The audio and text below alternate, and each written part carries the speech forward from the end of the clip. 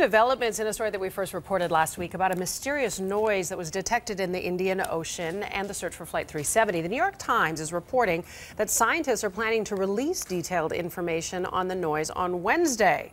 That noise could have been made by an ocean impact. The low-frequency sound was recorded by undersea receivers and is described as a dull oomph.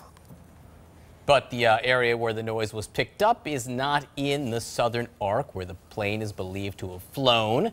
It's really in the central of the Indian Ocean off the southern tip of India, a long, long, long way, 3,000 miles from the northern part of Australia where they've been searching right now. I want to bring in our safety analyst, David Susi.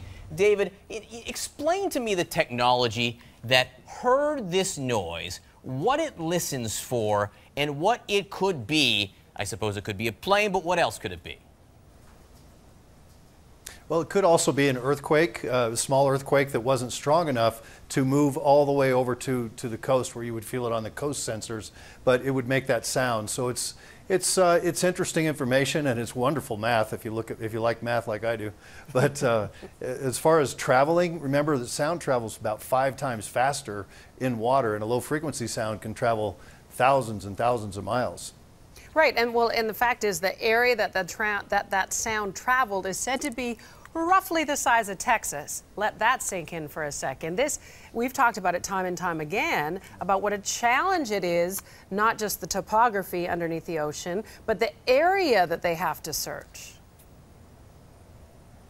Yeah, the topography is something that was really interesting when you talk about sounds, because they could be simply hearing a reflection off of another area, so we're not sure exactly where it came from. I'm not sure it's going to add a lot of information to it as far as pinpointing where to start searching, because of the fact that it could be bouncing off anywhere. And remember, this isn't an area that's been well mapped, so no. Even trying to figure out where it might be coming off of isn't an easy task. So, David, these are, I understand, are microphones used to detect nuclear tests or things that might be going on underwater. They're spaced out throughout the world. So we're going to get this information allegedly today, so says the New York Times.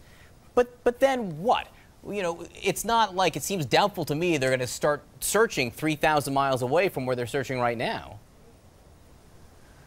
Yeah, I don't think it's going to be that conclusive, but there are 2 microphones that picked it up. There's another set of microphones that were set up to listen to blue whales. So those microphones, in conjunction with these nuclear test microphones, the nuclear test microphones at first, they said, no, we didn't hear anything. But remember, they're used to looking for bombs and explosions. So they went back and looked at the data a second time, and then they found that there were some anomalies there that coincided with the time that the blue whale microphones hit together. So once again, it's good information. It may be useful, but in and of itself, it's not going to make it conclusive to go changing the search area.